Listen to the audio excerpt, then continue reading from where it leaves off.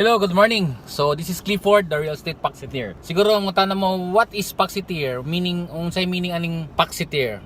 What does it mean? Kining Paxiteer, I invented that name from the word in Cebuano, Paxit, meaning nalaksi, or in English, rip, and some other similar meaning. But I made this entirely new meaning around the word Paxit to mean closer, or someone who closes transaction in a business.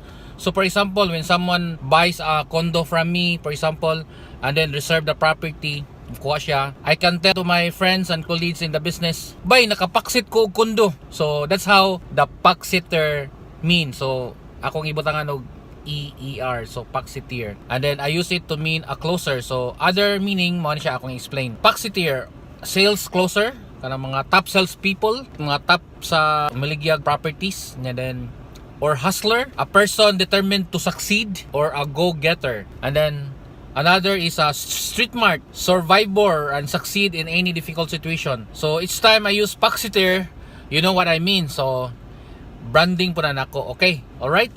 This is Clifford, the real estate Paxiteer. Alright!